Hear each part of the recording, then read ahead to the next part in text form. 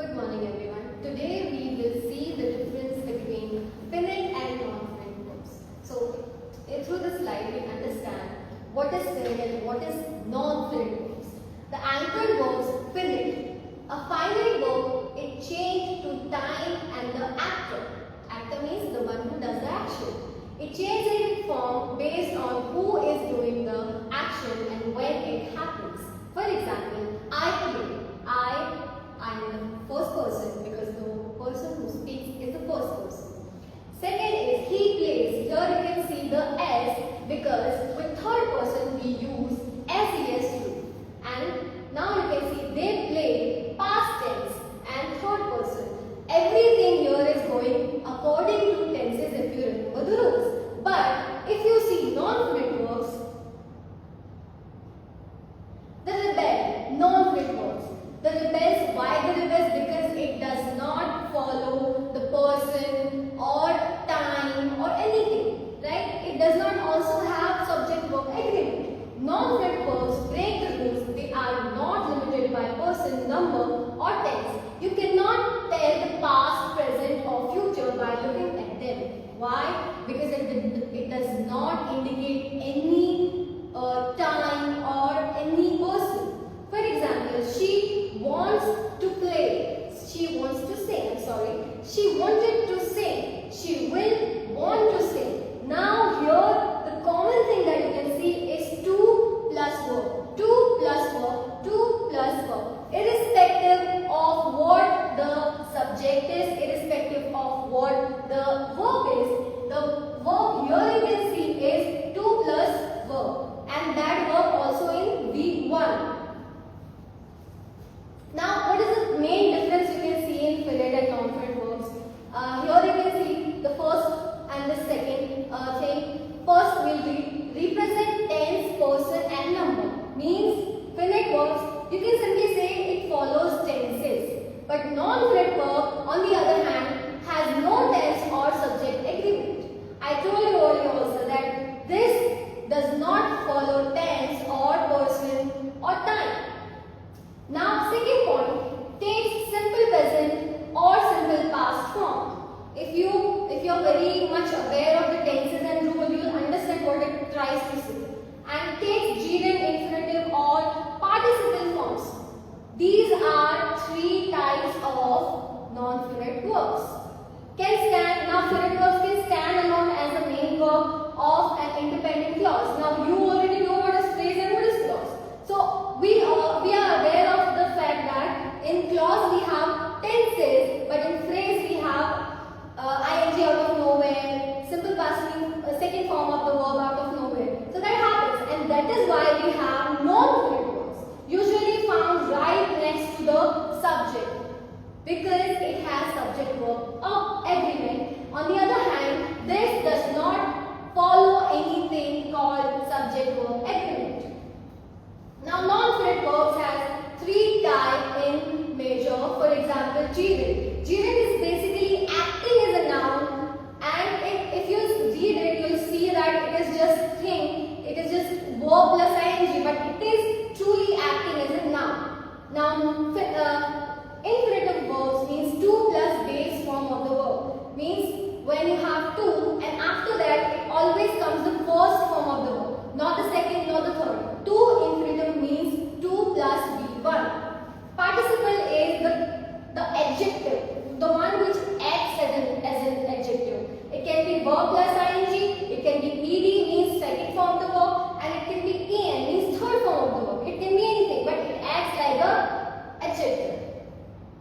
Now, to begin with gerunds, the nouns. Why this noun? Because whenever you see a verb with ing, but on the place of subject, on the place of doer of the action, you'll realize that that one is gerund. Have you ever thought that how we say our hobbies, for example? We say, I like cycling is my hobby, dancing is my hobby, right? I do yoga regularly. This kind of sentences we use when we want to say our hobbies, for example, right? Painting is my hobby, right? Singing is my hobbies. These are all telling you that singing, cycling, painting are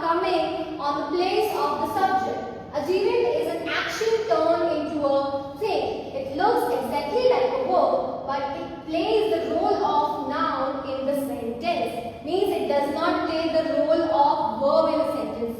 Rather, it plays a role of a noun in a sentence. Reading is a good hobby. You can see this. Means reading here you can see ing. But can you see before that there is no ism, there is no was word, there is no have has been, or whatever you can see in tenses. Means reading plus read plus ing. This is gerund. Why? Now we can decode the sentence. This is the subject. This is the verb. A good hobby, right? This whole is a object, right? Reading here works as a noun because we are talking about reading, or the sentence is whole about reading only. That is why we say gerund acts as a noun in a sentence. Okay, next slide. Okay, the four roles of a gerund is subject. Sleeping whole day is bad for your health. Means you can see the sleep plus ing. That is also working like a noun. Now, how it can work like a object? For example, if I have given you, if I have made you clear with that, the thing is when we have a subject and an object, right? They both are noun only, because in a sentence, subject is noun and object is also noun, right? That is why gerund can come to the place of subject and object. That is why Rama loves cooking. Here, cooking is the receiver of the action.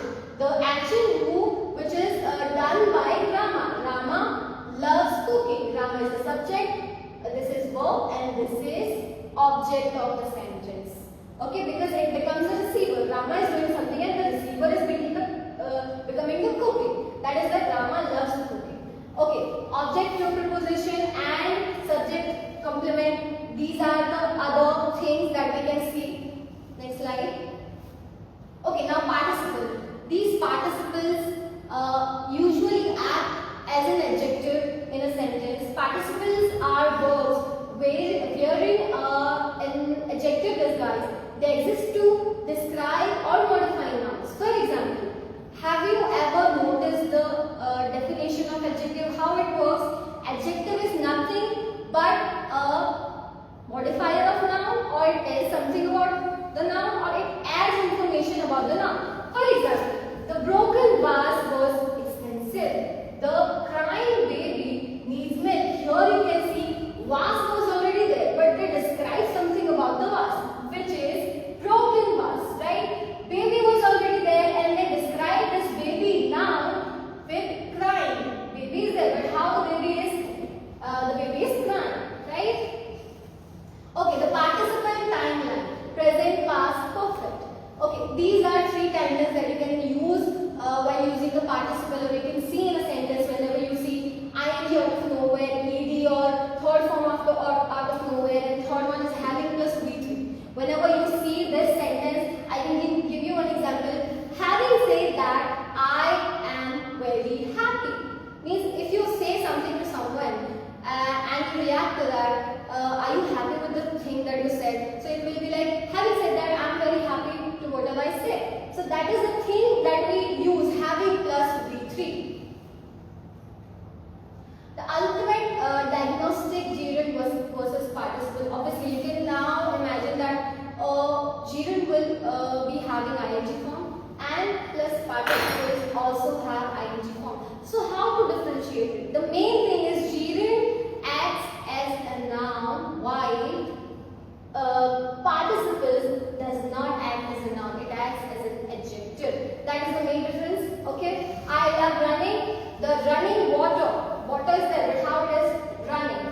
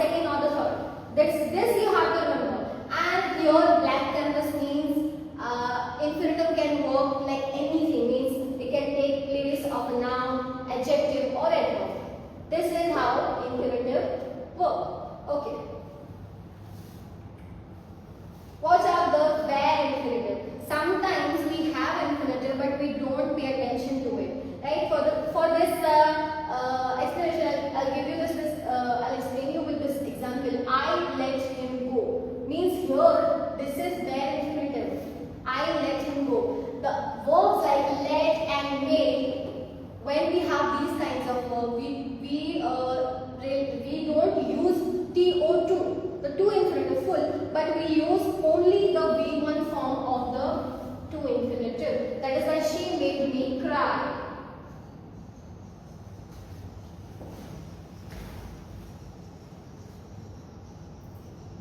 Okay, infinitive, noun infinitive verbs as an adverb of purpose, finite verb, past continuous matches with we, present participle, adjective describing bus.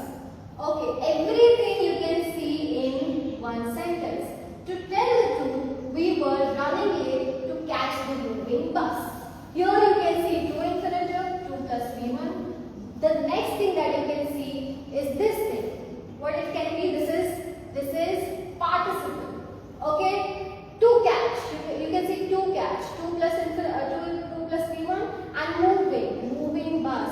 Bus was there, but how it was? It was moving bus, and that is why this is describing the noun. So you can see these the sentence having all the non-verbs. Okay. Now, if you want to check the grammar detective checklist is this does not change when the subject or time changes, right? Obviously, if you take gerund as the topic first, so if you say I love pizza or I love running, so pizza here you can see as a noun, but running is kind of confusing because it comes with ing form. But what to see if I'm changing the objective running to the pizza, right? I love pizza, so it will make proper sense. That is what non-finite verbs are, right? So it can be gerund, it can be participle, it can be non-finite verb. Where it can repeat anything, but it does not follow tenses, right? So this is non-finite verbs. Now you can see I have given 3 of the sentence for you to find out what are non-finite verbs. You can see here. Your turn to be the detective. Identify the non-finite verbs in these case files. The traffic policeman saw an old man sitting in the pavement. Second is I forgot to post the letter. Hunting is prohibited. You can find out and let me know the answer when we meet. Thank you.